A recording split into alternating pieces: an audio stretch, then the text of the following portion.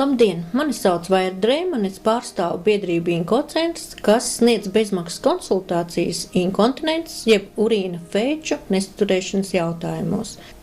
Mūsu biedrība ir eksperts apakšējo urīnceļu problemātikā kopš 2005. gada.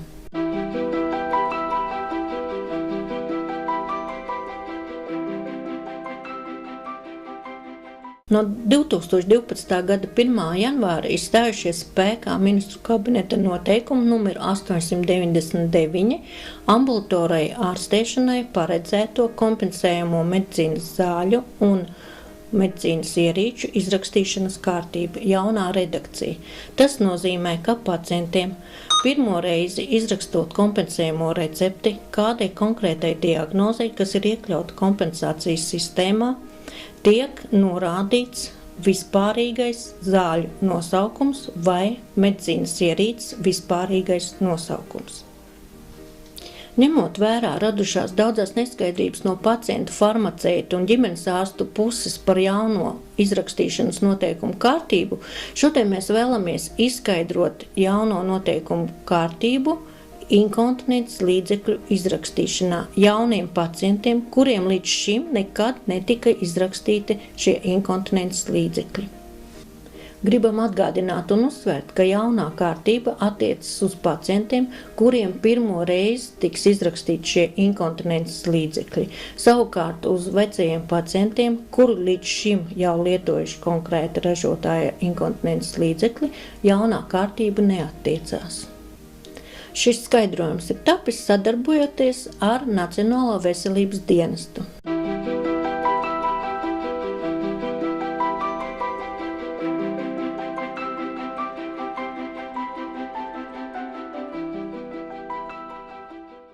Inkontinences līdzekļi ar 50% valsts kompensāciju pienākās pacientiem, kuriem ģimenes ārsts vai speciālists ir noteicis konkrēta diagnoze, kas ir iekļauta medicīnas ierīču kompensācijas diagnožu sarakstā.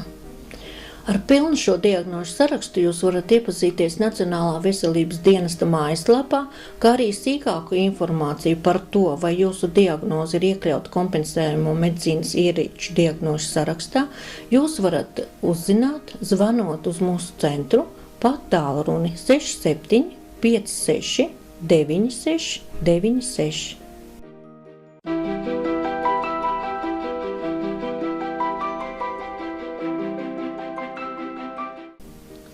Pēc jaunajiem noteikumiem inkontinences līdzekļi ir sadalīti 3 veidos, atbilstoši pacientu funkcionalitātei – autiņbikses, jostiņbikses, bikses. Šiem inkontinences līdzekļiem ir pieejami vairāki izmēri un dažādas uzsūkšanas pakāpes. Šis skaidrojums dos priekšstatu par to, ka ar vārdu autiņbikses atzīmē tikai vienu no inkontinences līdzekļa veidiem, nevis visus veidus. Pareizi būtu teikt inkontinences līdzekļi. Autiņbikses. Autiņbikses galvenokārt ir paredzēts gulošu un mazkustīgu cilvēku aprūpei. Lai ergonomiski pareizi lietot autiņbiksītes, pie izstrādājuma nomaiņas ir nepieciešama aprūpētāja palīdzība. Jostiņbikses. Jostiņbikses paredzētas gulošiem pacientiem, kuriem ir nepieciešama aprūpētāja palīdzība izstrādājuma nomaiņai, kā arī aktīviem staigājošiem pacientiem, kuri spējīgi patstāvīgi nomainīt izstrādājumu. Jostiņbikšu priekšrocības ir tādas, ka, pateicoties jostiņai un aizdaras mehānismam, šos izstrādājumus ir ļoti viegli un ērti nomainīt gan sēdus, gan stāvus, gan guļus pozīcijā. Lietojot jostiņbiksītes ar daļēji kontrolētu urīna nesturēšanu, ir ērti apmeklēt labierīcības, jo aizdaras mehānisms ļauj atkārtoti vairākas reizes attaisīt un aiztaisīt aizdaras klipšus. Bikses. Uzsūcošās bikses galvenokārt ir paredzētas sociāli aktīviem un staigājošiem pacientiem. Tās ir ērti lietojamas kā ierastā apakšveļa. Uzsūcošās bikses lieto arī pacientiem, kuriem psiholoģiski grūti pieņemt cita veida inkontinences līdzekli, kā arī demences pacientiem, kuri plēš nost izstrādājumus.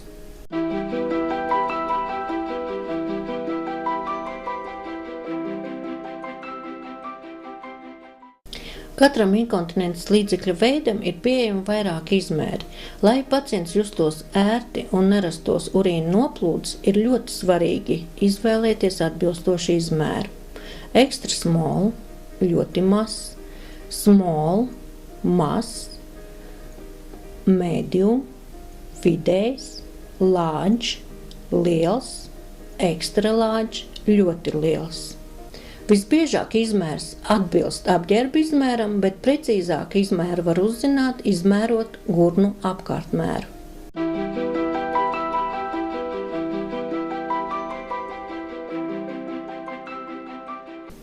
Katras inkontinences līdzekļa veids ir sadalīts arī pēc uzsūkšanas pakāpes, atbilstoši inkontinences jeb urīna nesturēšanas smaguma pakāpei.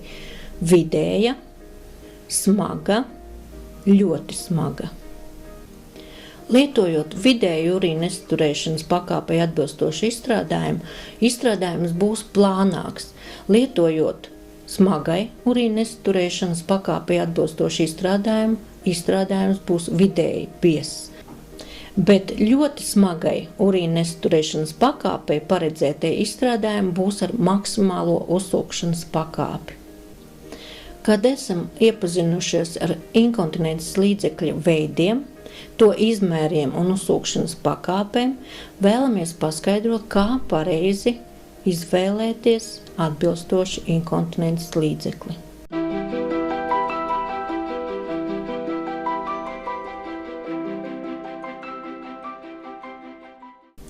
Pirmkārt, ģimenes ārstam jāizvērtē pacienta funkcionālās spējas. Ja pacients ir gulošs un pilnībā atkarīgs no aprūpētāja palīdzības, izvēlamies autiņbikses. Ja pacients ir staigājošs un pats spējīgs par sevi parūpēties, tad izvēlamies jostiņbikses. Gribu arī uzsvērt, ka guļošu pacientu aprūpē ērtāk lietojamas ir jostiņbiksītes, jo tās aprūpētājiem ir ergonomiski ērtāk un vieglāk nomainīt. Savukārt, ja pacients ir sociāli aktīvs, staigājošs, izvēlamies uzsūcošās bikses. Inkontinences līdzekļu izmēru nosakam atbilstoši apģērba izmēram, vai precīzāk izmēru var uzzināt, izmērot gurnu apkārtmēru. Inkontinences līdzekļu uzsūkšanas pakāpi nosaka atkarībā no inkontinences jeb urīna nesturēšanas smaguma pakāpes. Vidēja urīna nesturēšanas smaguma pakāpe ir, kad nekontrolēti noplūst neliels urīna daudzums. Smaga urīna nesturēšanas pakāpe ir, kad bieži nekontrolēti noplūst urīns. Par ļoti smagu urīna nesturēšanas pakāpi uzskata tad, kad bieži un nekontrolēti noplūst viss urīna pūsļa saturs.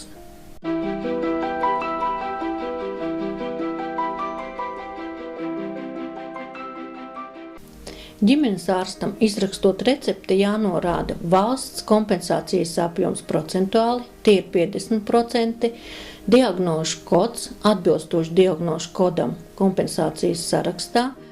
Savukārt recepšu sadaļā jānorāda inkontinences līdzekļa veids, piemēram, jostiņbikses vai bikses, inkontinences līdzekļa izmērs, kā arī urīna nesturēšanas smaguma pakāpe – vidēja, smaga vai ļoti smaga, kā arī norāda nepieciešamo izstrādājumu skaitu mēnesī.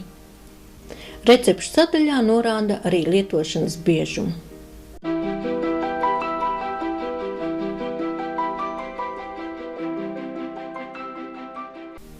Farmaceits aptiekā izsniedz inkontinences līdzekļu veidu, kurš norādīts receptē. Receptē jābūt norādītam inkontinences veidam, izmēram, smaguma pakāpē. Farmaceits izsniedz lētāko references izstrādājumu, kas atbilst receptē. Ja gadījumā ģimenes ārsts receptē ir norādījis tikai inkontinences līdzekļi, farmaceits ir tiesīgs izsniegt atbilstoši pacienta funkcionalitātei piemērotāko inkontinences līdzekļu veidu, kas atbilst references cenai.